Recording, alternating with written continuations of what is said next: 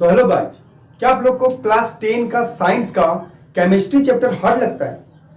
Chemistry बहुत ही easy एक subject है समझने के लिए। तो क्लास 10 का जो फर्स्ट चैप्टर है केमिस्ट्री का, रासायनिक अभिक्रिया एवं समीकरण, केमिकल इक्वेशन एंड रिएक्शन, तो ये चैप्टर समझने के लिए बहुत ही आसान है। और अगर हम लोग इस चैप्टर को अच्छा से डिटेल्स में स्टडी कर लेते हैं तो इससे रिलेटेड जितना भी क्वेश्चंस हम लोग का मैट्रिक में आता है तो हम लोग सभी के साथ डील कर पाएंगे। तो सबसे मेनली जो फर्स्ट थिंग होता है कि हम लोग इसको पहले समझेंगे कि केमिस्ट्री का जो फर्स्ट चैप्टर है रासायनिक अभिक्रिया वो क्या होता है। उसके बाद इससे रिलेटेड जितना भी पॉइंट्स है उस पॉइंट्स के बारे में डिस्कस करेंगे और इसका जो कंप्लीट नोट्स है वो किस प्रकार बनाया जाएगा और कैसे हम लोग नोट्स को समझेंगे और कैसे हम लोग नोट्स को याद कर पाएंगे उसके बारे में इस वीडियो में आप लोग को मैं बताऊंगा। तो फर्स्ट हम लोग का केमिस्ट्री का क्लास 10 का फर्स्ट चैप्टर है रासायनिक अभिक्रिया एवं समीकरण, केमिकल रिएक्शंस एंड इक्वेशन।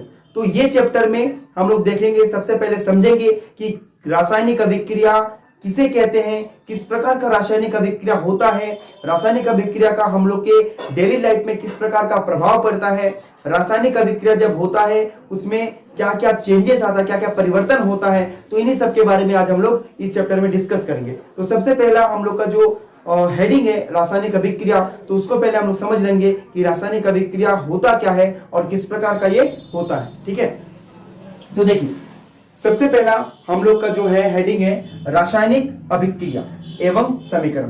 तो इसमें हम लोग बात करेंगे कि रासायनिक अभिक्रिया हम लोग का क्या होता है। तो जैसे हम लोग जानते हैं हम लोग का डेली लाइफ में बहुत सारा चेंजेस होता रहता है, बहुत सारा चेंजेस होता रहता है। जैसे हम लोग का रोजाना हम लोग खाना खाते हैं तो खाना हजम होता है और किस प्रकार हम लोग का बॉडी को एनर्जी देता है। सेकंड, हम लोग जानते हैं कि कच्चा वाला फल को अगर हम लोग घर में रख देते हैं तो वो पक जाता है। तो ऐसे बहुत सारे परिवर्तन हम लोग अपने डेली लाइफ में देखते हैं। एक पौधा को लगा देते हैं आज बीज, कल से उसका मतलब कि कल या कुछ दिन बाद उसमें क्या होता है, मतलब अंकुर आता है, फिर धीरे धीरे वो पौधा ग्रो करता है। तो इस प्रकार का जो चेंजेस हम लोग हमारे डेली लाइफ में देखते हैं, ये सारे का पीछे का जो रीजन है वो है रासायनिक परिवर्तन। क्या होता है? केमिकल चेंजेस होता है, सभी में केमिकल चेंजेस होता है। तो केमिकल चेंजेस का डेफिनेशन क्या होता है? तो देखिए, जब दो या दो से अधिक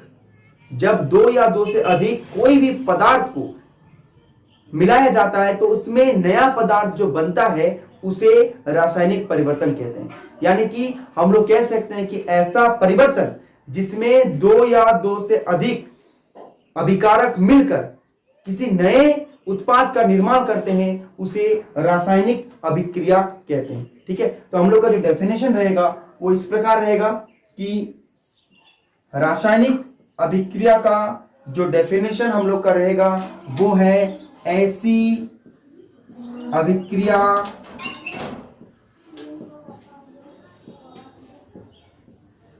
जिसमें दो या दो से अधिक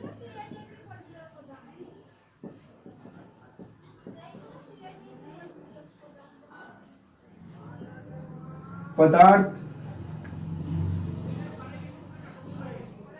मिलकर नए उत्पाद का निर्माण करते हैं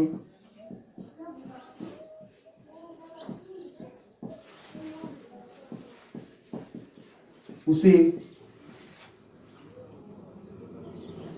रासायनिक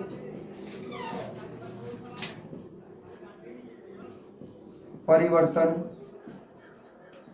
कहते हैं।